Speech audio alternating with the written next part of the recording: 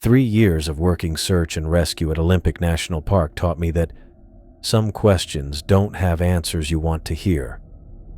Not the kind you can put in a report anyway. The strange stuff started during my second month on the job. Equipment that worked perfectly fine until the exact moment you needed it most. Sounds in the forest that didn't match any animal I knew, carrying through the trees at times when the wind had died completely. Missing persons cases where we'd find someone after days of searching, only to have them tell us they'd been walking in circles for 20 minutes. I learned fast to keep my mouth shut about the weird details. The first time I mentioned hearing what sounded like children laughing deep in the woods during a night search, my supervisor gave me a look that made it clear I should stick to facts that made sense. Radio malfunctions, yes. Unexplained laughter bouncing through old-growth forest at 2 a.m, no. So I did what every smart officer does. I focused on the job, wrote clean reports, and filed away the things that didn't fit into neat categories. After a while, it became second nature to edit out the parts that would make people question my judgment or my sanity. The other officers seemed to operate the same way. We'd come back from searches where something had felt off, where the timeline didn't add up, or the victim's story contained details that made no sense, and everyone would just nod and move on to the next call. Nobody pushed for explanations that wouldn't come. That changed about 6 months ago, when my colleagues started approaching me one by one. It wasn't planned or coordinated. More like each of them reached a point where keeping everything locked up became harder than the risk of sharing it. James Wilson started it all. He'd been working these mountains for 15 years, long enough to have seen everything the park could throw at a person. At least, that's what I thought, until he pulled me aside after we wrapped up a particularly brutal search operation. We'd spent 3 days looking for a hiker who disappeared near Lake Crescent. When we finally found him, he was sitting by his tent at the original campsite, swearing he'd never left. The GPS data from his phone showed him moving in impossible patterns, covering ground that would have taken days to traverse in the span of a few hours. The hiker insisted he'd been sleeping in his tent the entire time we were searching for him. James looked like he'd aged 5 years during those 3 days. His usual steady behavior had cracked, and I could see something weighing on him as we packed up our gear. "Mike," he said, loading equipment into the back of his truck with more force than necessary. "You ever feel like this job asks us to ignore things that maybe we shouldn't be ignoring?" I stopped coiling rope and looked at him. James wasn't the type to make mysterious comments or fish for philosophical discussions. He dealt in facts, protocols, and results. "What do you mean?" He finished securing an equipment bag and leaned against the tailgate, studying the tree line like he expected something to emerge from it. 15 years I've been doing this work.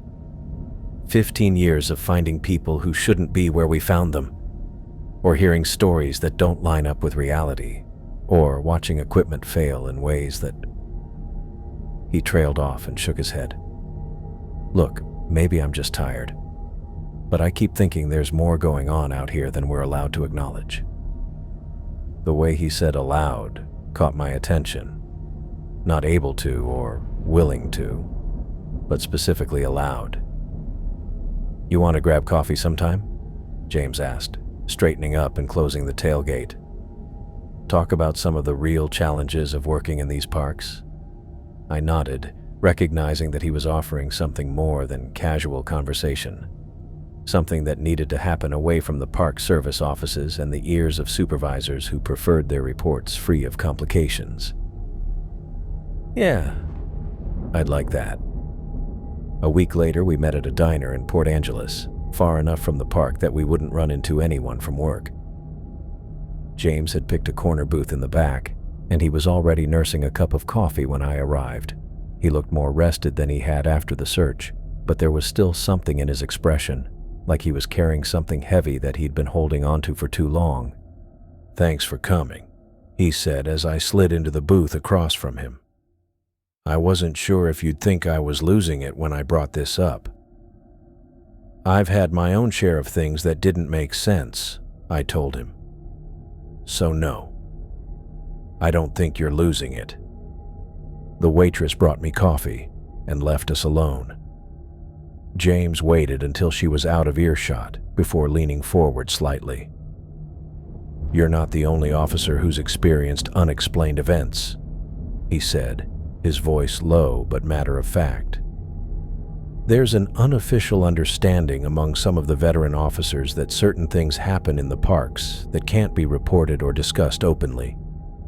He paused, watching my reaction. I kept my expression neutral, but inside I felt a mix of relief and worry. Relief that I wasn't the only one noticing the impossible details that crept into our work. Worry about what it meant that there was already an established system for handling these experiences. How many officers are we talking about? I asked. More than you'd think. Less than it should be, probably. James took a sip of coffee and set the cup down carefully. The thing is, Mike, once you start acknowledging that there are patterns to the strange stuff, it becomes harder to do the job without seeing them everywhere. He was right about that. Even admitting to myself that some of our cases contained elements that didn't make sense had changed how I approached new searches. I found myself paying attention to details I might have brushed off before, looking for connections that weren't supposed to exist. So what's the unofficial understanding? I asked. James looked out the window at the parking lot, then back at me. That sometimes our job isn't just about finding missing people or coordinating rescues. Sometimes it's about making sure certain information doesn't leave the woods with us. The way he said it made it clear that this wasn't about covering up accidents or protecting the Park Service from liability. This was about something else entirely, something that required its own set of unwritten rules and careful omissions. The senior officers, the ones who've been working these mountains for decades. They taught me that there are things out there that are better left undocumented, James continued. Not because they're dangerous necessarily, but because the explanations for them don't exist in any manual or training program. I thought about the laughter in the woods, the equipment failures that happened at precisely the wrong moments, the missing persons who reappeared with stories that made no sense. All of it suddenly felt less like isolated incidents and more like pieces of something larger. Why are you telling me this?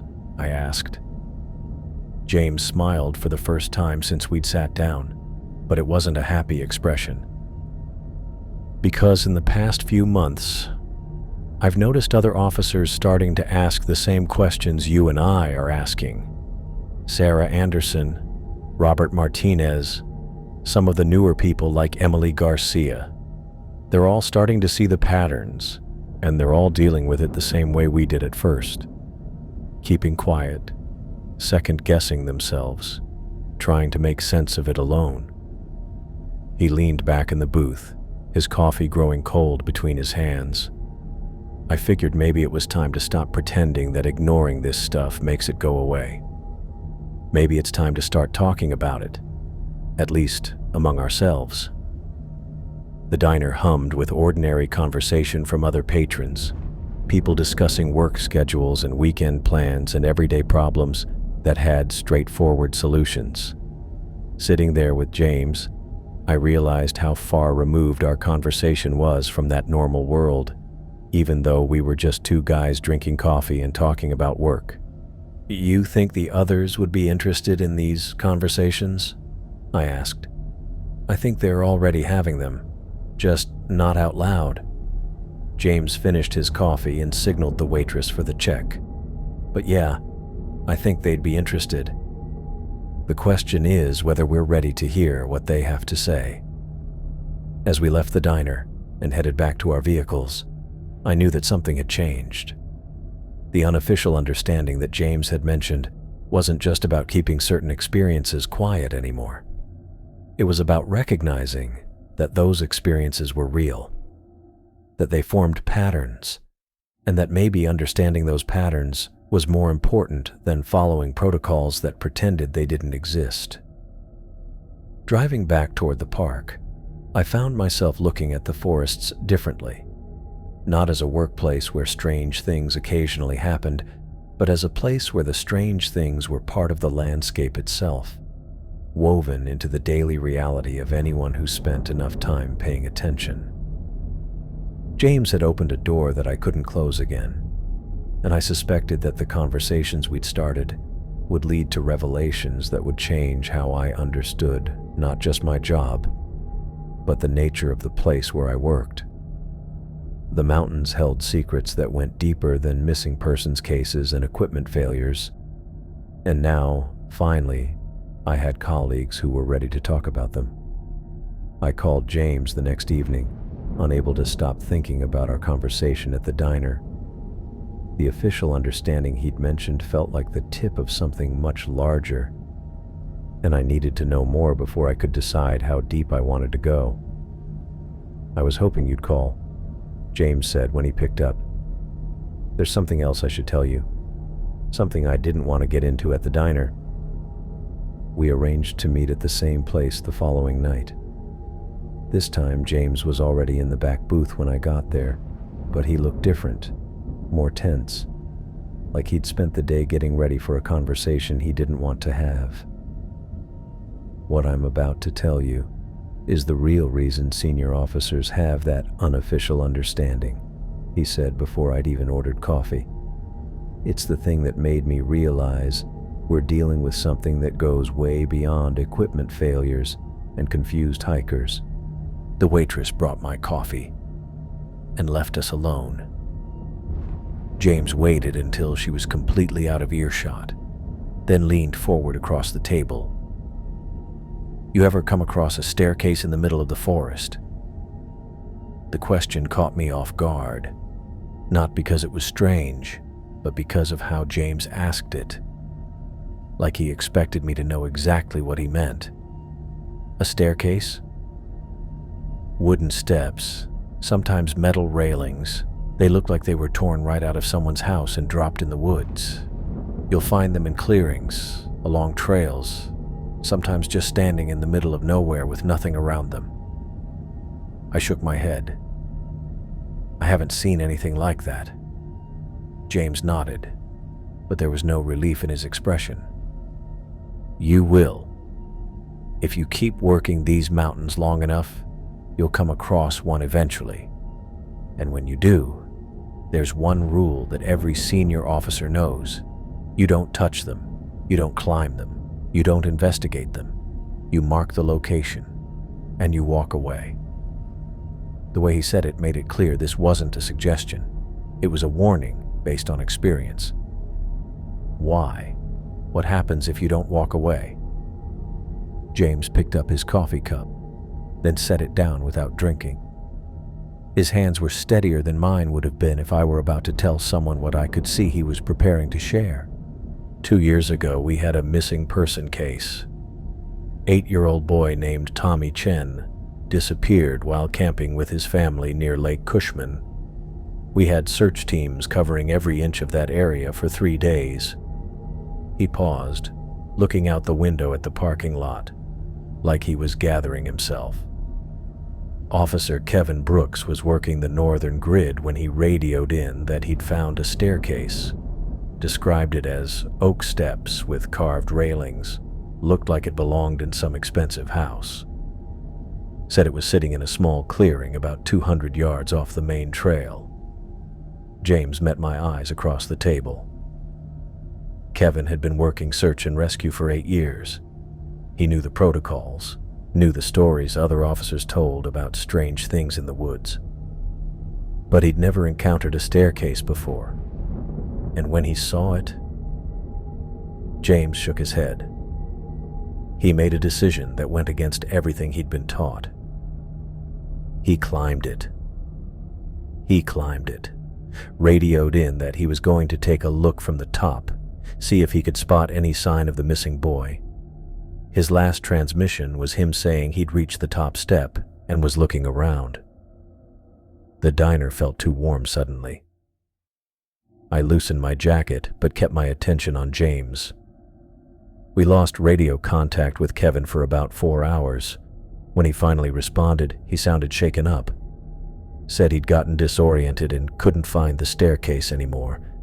Claimed he'd been wandering in circles trying to get back to his assigned grid. James picked up his coffee again, this time actually taking a sip. 6 hours later, we found Tommy Chen's body. The way he said it made my stomach drop. Not, "We found Tommy," or "We located the boy." We found Tommy Chen's body. Where?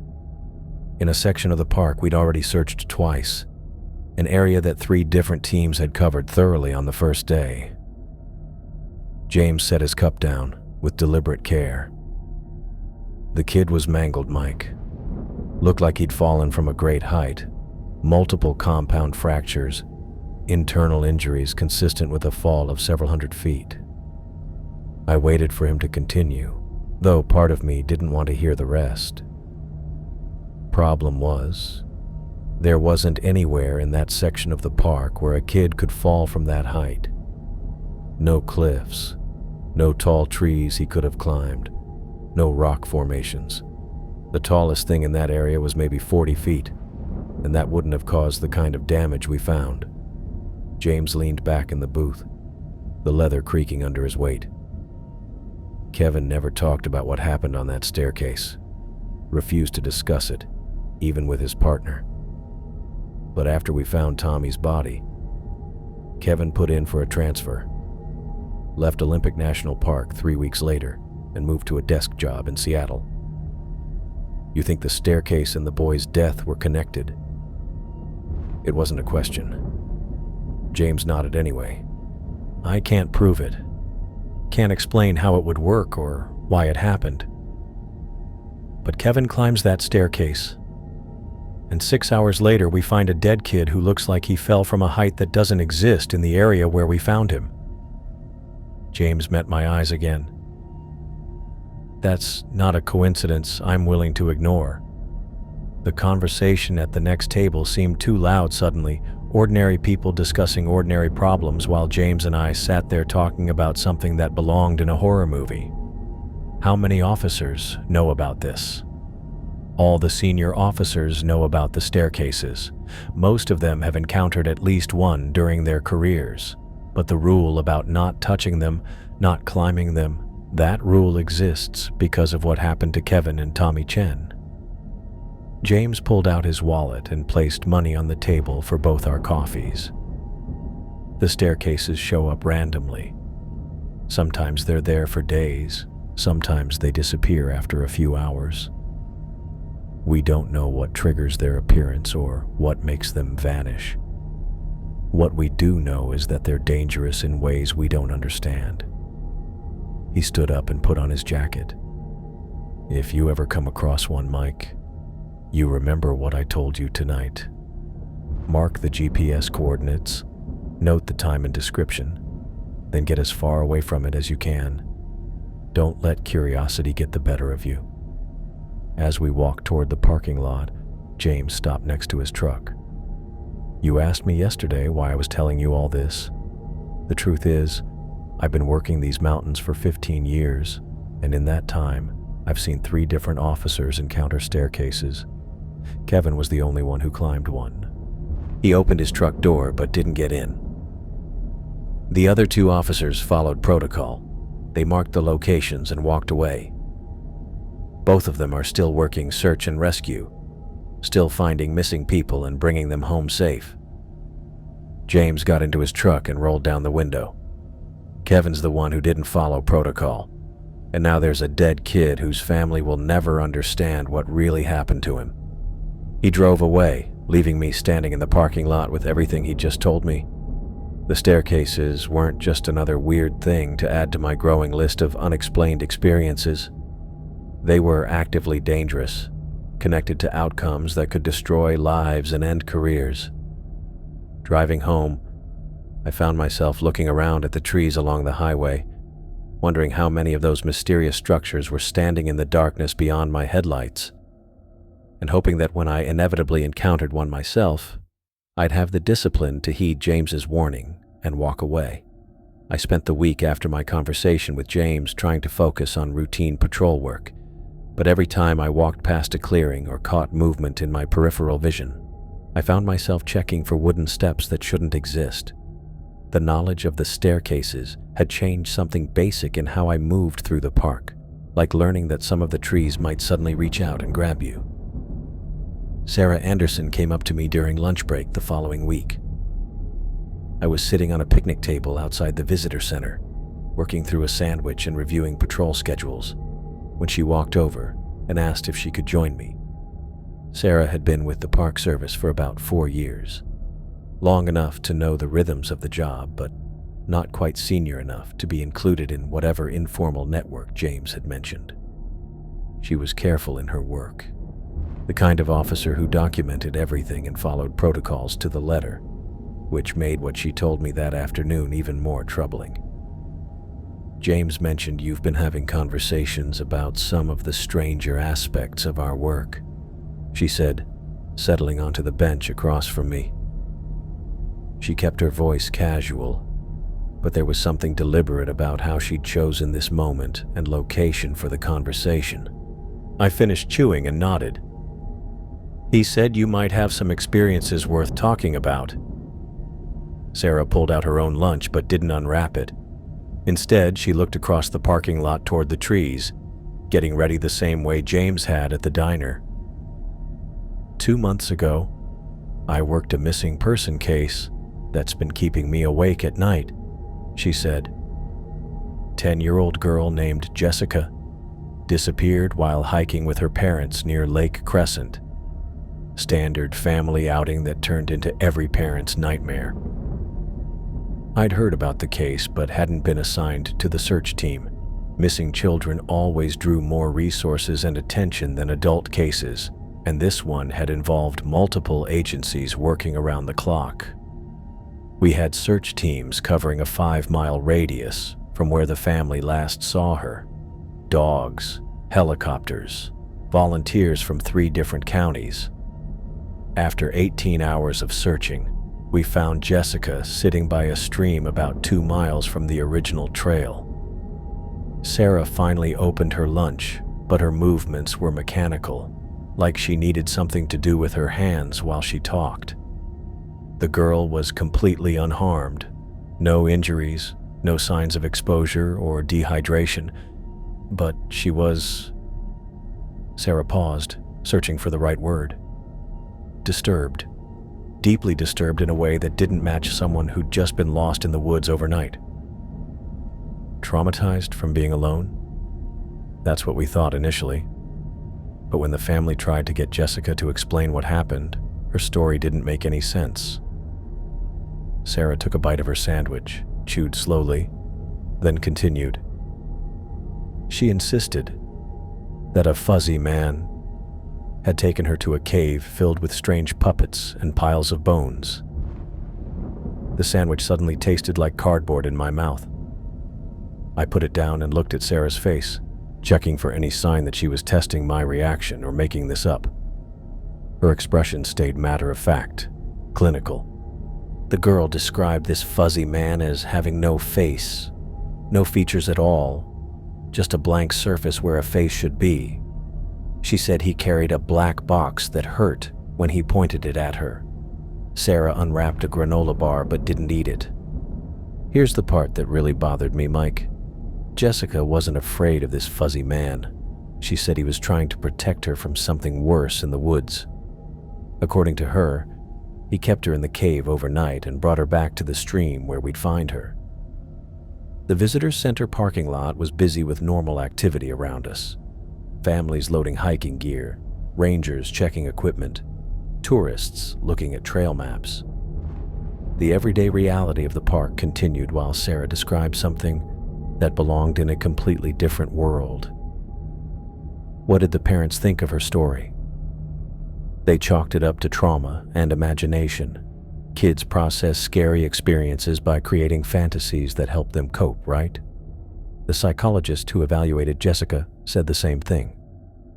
Sarah finally took a bite of the granola bar. But there's something else.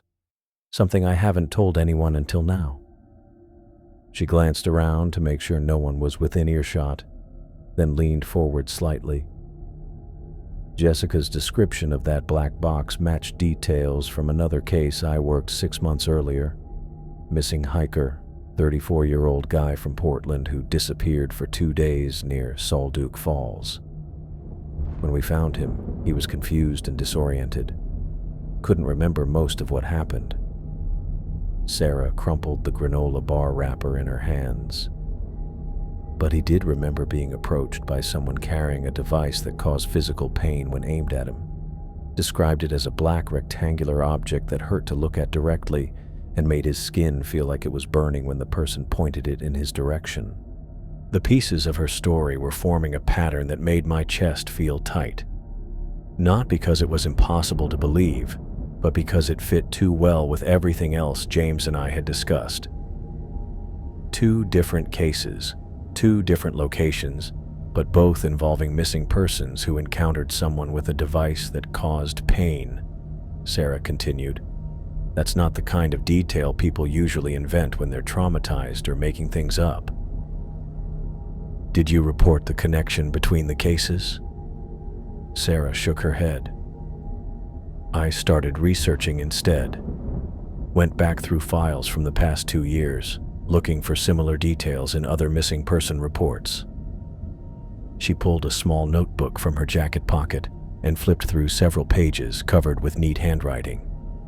I found 4 more cases with mentions of painful devices or black boxes, 3 additional reports of missing persons who claimed to have encountered faceless figures, and 2 cases where people described being protected by someone they couldn't see clearly.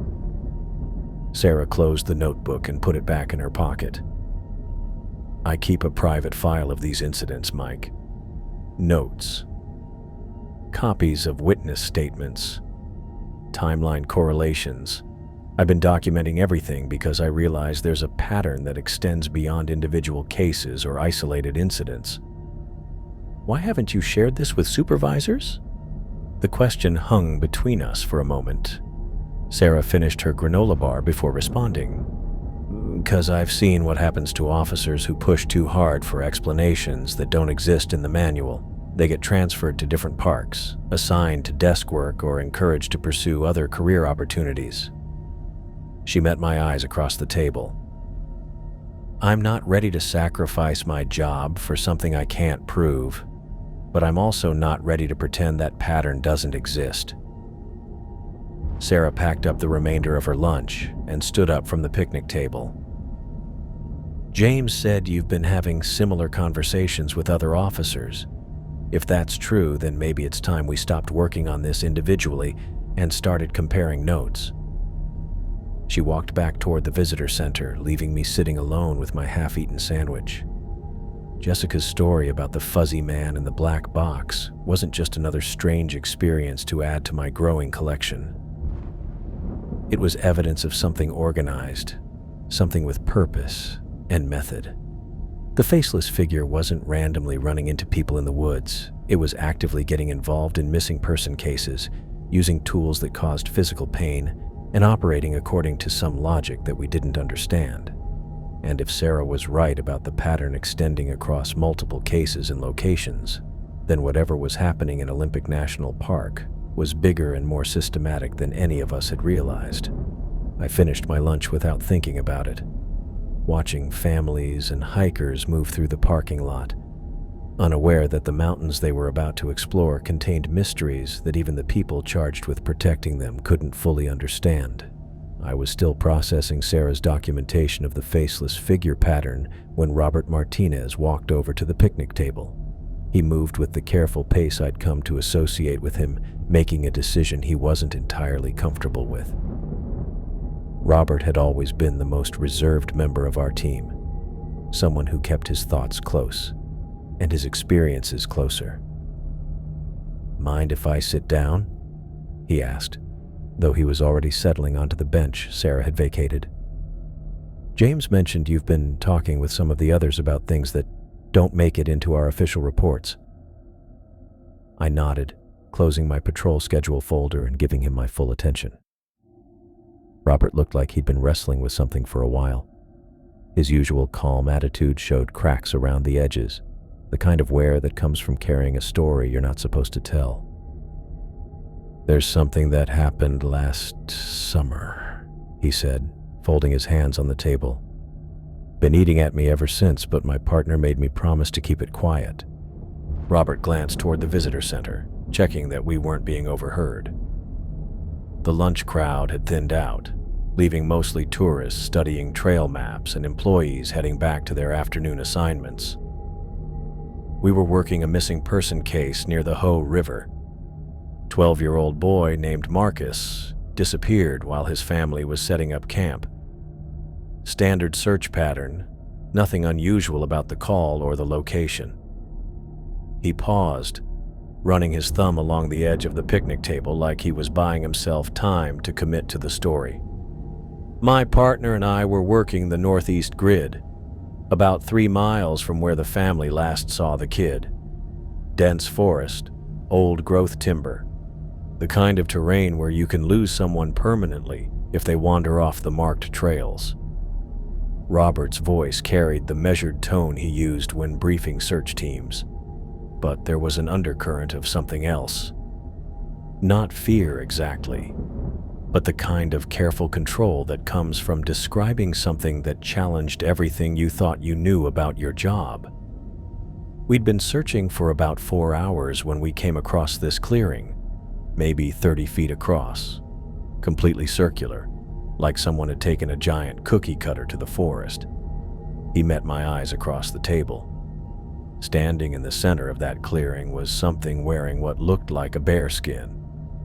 The way he said it made it clear this wasn't a case of mistaken identity or poor visibility. Robert had enough experience in the mountains to know the difference between an actual bear and something else entirely. This thing was massive, Mike. 7 feet tall at least, standing completely upright like a person. But it was covered head to toe in what appeared to be bear fur, dark brown and matted, like it had been wearing the skin for a long time. Robert shifted on the bench, his discomfort with the memory obvious despite his controlled delivery. The smell hit us from about 20 yards away. Putrid, like something that had been rotting in the woods for weeks. Made me gag so hard I almost threw up right there. He shook his head. "I've been around decomposing bodies before, Mike. This was different, worse." I waited for him to continue, though part of me was already dreading where this story was heading. After James's warning about the staircases and Sarah's documentation of the faceless figure, I was beginning to understand that these encounters followed patterns that normal training didn't prepare you for.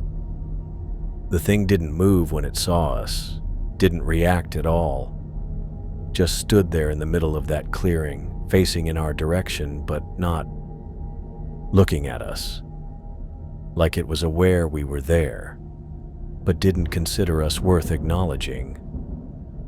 Robert picked up a fallen leaf from the table and started tearing it into small pieces, needing something to do with his hands.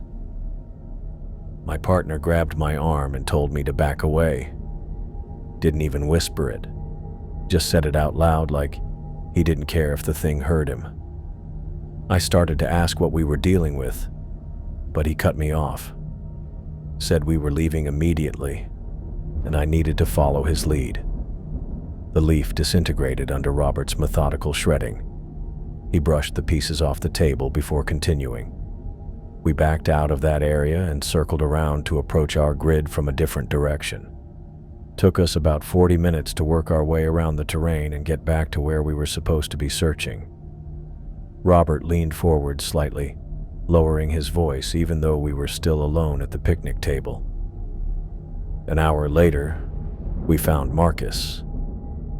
Kid was sitting by a creek, completely unharmed, maybe half a mile from where we'd encountered that bear-suited thing. He was confused about how long he'd been missing. Thought he'd only been walking for about 20 minutes. The pattern was coming together again. Missing person found safe, timeline that didn't match how long people looked for them, and a strange meeting that seemed connected to finding them. But Robert's story had something the others didn't. A partner who clearly knew more about what they'd run into than he wanted to say. "What did your partner say about the figure?" "That's the thing that's been bothering me, Mike. He made me promise never to discuss what we'd seen with anyone. Didn't explain why. Didn't give me context for what that thing was, or why we needed to avoid it. Just made it clear that talking about it could end my career." Robert gathered the leaf fragments he'd missed and swept them onto the ground. "But here's what really gets to me. When we found Marcus, my partner didn't seem surprised, didn't seem relieved either, like you'd expect when you locate a missing kid. He acted like he'd known all along that we'd find the boy safe.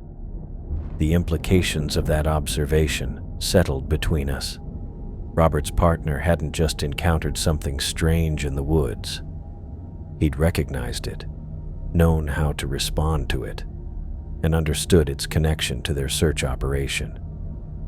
You think the bear-suited figure led you to the boy? I can't prove it, but yeah, that's exactly what I think." Robert stood up from the picnic table, ready to end the conversation but not quite finished with what he needed to say.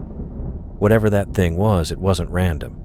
It was there for a purpose, and finding Marcus was part of that purpose. Before Robert could leave, David Thompson approached our table. He was carrying a radio and looked like he'd just finished a patrol shift, but his usual easy smile seemed forced around the edges. "Hey guys, what's the serious discussion about?" David asked, settling onto the bench with casual familiarity. "You both look like someone just told you the coffee machine's broken." Robert glanced at me, clearly debating whether to include David in the conversation. I made the decision for him. "We've been talking about some of the stranger experiences we've had during search operations," I said. "James started the conversation last week. Sarah shared her story earlier today." David's expression shifted slightly, the forced cheerfulness giving way to something more genuine, but also more guarded. "Ah, the unofficial debriefing sessions," he said, though his laugh didn't quite reach his eyes. I wondered when that was going to start making the rounds. He adjusted his position on the bench, suddenly looking less comfortable with the casual way he'd inserted himself into our conversation. "I've got a story that fits right into that category," David continued, his tone attempting lightness but missing the mark. "Happened about 6 weeks ago. Search operation for a solo hiker who'd been overdue for 2 days. David pulled off his hat and ran his fingers through his hair, a nervous gesture I'd never seen from him before. "We found the guy about 8 hours into the search, but he was pretty shaken up. Kept talking about someone who'd been following him through the woods for most of his second day." David's smile had completely disappeared now. According to the hiker, this person had an unnaturally wide grin, like wider than should be physically possible. Robert sat back down, drawn in by the familiar pattern of David's story. The hiker said this grinning man stayed about 30 yards behind him for hours, mimicking his movements. If the hiker stopped to drink water, the grinning man would stop too. If the hiker sat down to rest, the guy would sit down in exactly the same position. David's attempt at casual storytelling was breaking down as he got deeper into the details. Here's the part that really freaked out the hiker. He said the grinning man maintained that wide smile even when he tripped and fell. Like, face first into the ground, but when he stood up, the smile was still there, completely unchanged. The forced quality of David's humor became more obvious as he continued. He was trying to maintain his usual lighthearted approach to difficult topics, but the story was undermining his own coping mechanism. The hiker was so unnerved by this guy that he abandoned his camping trip completely. Packed up his gear and drove straight home, even though he'd planned to stay another 3 days. David put his hat back on, pulling the brim down slightly. Left behind about $200 worth of camping equipment because he couldn't stand the thought of spending another night in the woods with that grinning man potentially watching him. Robert and I exchanged glances. David's story fit the same pattern as the others.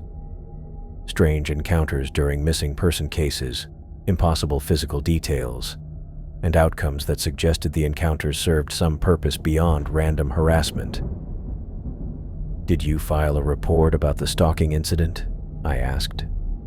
David's laugh was sharp and bitter, nothing like his usual good-natured humor. "I mentioned it to my supervisor, but he said solo hikers sometimes experience paranoia and hallucinations when they're isolated in wilderness areas for extended periods. Suggested the guy probably saw shadows or wildlife and misinterpreted what he was observing." David stood up from the picnic table, his casual demeanor completely abandoned now. "But here's the thing, Mike. That hiker wasn't showing any signs of dehydration, exhaustion, or disorientation when we found him. He was lucid, well hydrated, and had plenty of food and supplies remaining. The only thing wrong with him was that he was terrified of something he'd encountered in the woods." David adjusted his radio and prepared to head back toward the visitor center. "I keep thinking about that unnaturally wide grin," he said, his voice losing all pretense of humor. "What kind of person can maintain a smile like that after falling face first into the ground? And why would someone spend hours following a hiker just to smile at him?" He walked away without waiting for an answer, leaving Robert and me sitting at the picnic table with 3 more pieces of a puzzle that was becoming impossible to ignore. The bare-suited figure, the grinning man, and Sarah's faceless entity with the black box weren't isolated incidents or random encounters. They were part of something organized, something that operated according to rules we didn't understand but couldn't deny. Robert packed up his gear and stood to go. "Mike, I meant what I said about my partner making me promise to keep quiet about what we saw. But after hearing Sarah's documentation and David's story, I think maybe keeping quiet isn't protecting anyone anymore." He headed back toward his patrol vehicle, leaving me alone with what all 4 of my colleagues had shared. Whatever was happening in Olympic National Park, it was bigger than individual experiences or isolated encounters. It was systematic, purposeful, and involved entities that operated outside the boundaries of normal reality. The afternoon was getting late across the parking lot, and I realized I'd been sitting at this picnic table for over 2 hours, listening to stories that would never make it into any official report but couldn't be dismissed as imagination or trauma responses. I was gathering my things from the picnic table when Emily Garcia appeared beside me, moving with the quiet efficiency she'd developed during her 6 months with the Park Service. She looked around the parking lot the same way the others had, checking for potential eavesdroppers, but her hesitation felt different. Where James, Sarah, Robert, and David had approached with stories they needed to tell, Emily seemed to be wrestling with whether she should tell hers at all. "Michael," she said, settling onto the bench across from me without quite committing to the conversation. "I heard you've been talking with some of the others about experiences that don't make it into our reports." Her voice carried the careful neutrality she used when dealing with difficult visitors, but I could see the tension in how she held the edge of the table. Emily was the newest member of our team, still learning the unwritten rules about what could and couldn't be discussed openly. The fact that she was approaching me at all suggested she'd reached the same breaking point the rest of us had hit. "James started the conversation last week," I said, giving her the same opening I'd offered the others. "Turns out we've all had experiences that are hard to explain." Emily nodded slowly, like she'd expected that answer, but was still processing the implications. She pulled a water bottle from her pack and took a long drink, buying herself time to make the final decision about whether to trust me with whatever she'd been carrying alone. 3 weeks ago, I was working a routine patrol near Saul Duke Falls, she said finally. Nothing special about the assignment, just checking trail conditions and making sure the observation areas were clear of debris. She set the water bottle on the table, but kept her hands wrapped around it, using it as an anchor while she worked through the memory. I was about half a mile from the main viewing platform when I came across 5 hikers standing in the middle of the trail. They were arranged in a perfect circle, maybe 8 feet across, all facing inward toward the center. Emily's description was precise, in the way that comes from someone who'd gone over the details repeatedly, trying to make sense of what she'd witnessed. Her training as the newest team member emphasized documentation and observation, skills that were working against her as she tried to process an experience that defied both. At first, I thought they were taking a group photo or maybe studying something on the ground. But as I got closer, I realized they weren't moving at all. Not talking, not shifting their weight, not even blinking. Just standing there like statues. She loosened her grip on the water bottle and placed her hands flat on the table, a gesture that seemed to help her maintain control over the story. I called out to them when I was about 20 feet away, asked if everything was okay, if they needed assistance. No response. It was like they couldn't hear me at all. Emily's voice remained steady, but I could see the effort it took to maintain that clinical tone while describing something that had clearly shaken her. When I reached the circle, I could see their faces clearly. Their eyes were open, but unfocused, like they were looking at something far away, or maybe not looking at anything at all. I tried talking to them individually, waving my hand in front of their faces, even touching one woman's shoulder. She paused, running her thumb along the table's edge in a gesture that reminded me of Robert's nervous habits. That's when I noticed their electronic devices. Every single one of them was carrying a GPS unit, and several had radios clipped to their packs. I could see cell phones in their pockets. But when I checked my own radio to call for backup, I realized something was wrong. Emily reached for her water bottle again, but didn't drink from it. My radio was completely dead. No static, no response, nothing. The display screen was blank, even though the battery indicator had shown full charge when I'd started my patrol that morning. She met my eyes across the table. I checked my GPS unit and my emergency beacon. All dead. Every piece of electronic equipment I was carrying had somehow lost power simultaneously. The pattern was becoming impossible to ignore. Every story my colleagues had shared involved missing persons, strange encounters, and technology that failed at critical moments. Emily's experience added a new element: multiple people affected at once, and complete electronic shutdown rather than just communication problems. How long were they standing like that? That's the part that really bothers me, Michael. I spent what felt like maybe 20 minutes trying to get them to respond, checking their vital signs, attempting to use my equipment. But when I checked my watch, 4 hours had passed since I'd last looked at it. Emily's hands tightened around the water bottle again. 4 hours, Mike. I have no memory of what happened during that time. One moment I was trying to wake up the woman closest to me, and the next moment I was looking at my watch and realizing the afternoon was almost gone. The missing time element connected Emily's story to Marcus, Jessica, and the other missing persons cases we'd discussed.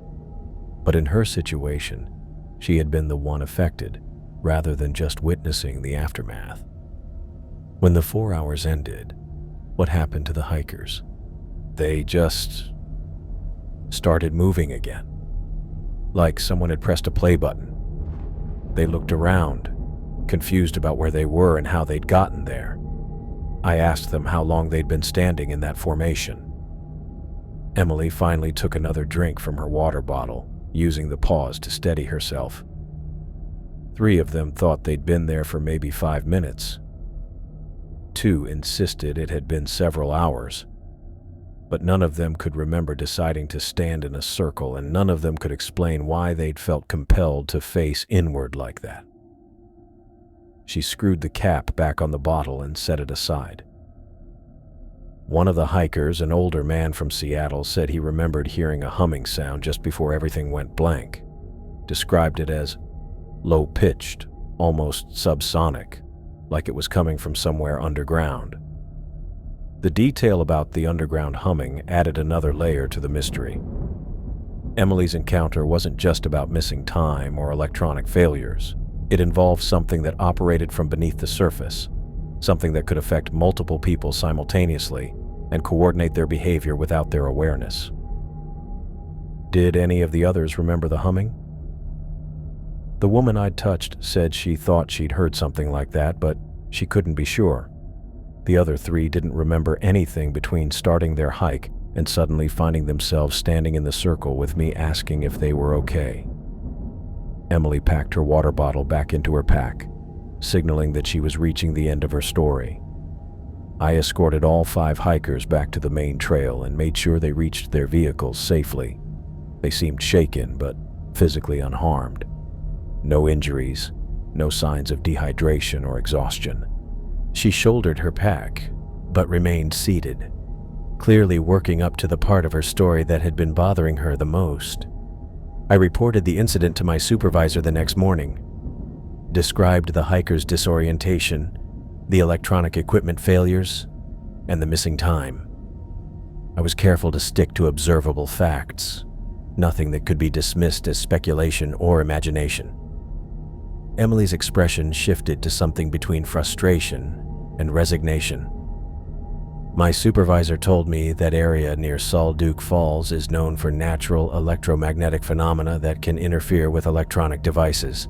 Said disorientation and memory problems are common when people spend too much time in certain parts of the park. The dismissive response was becoming a familiar pattern.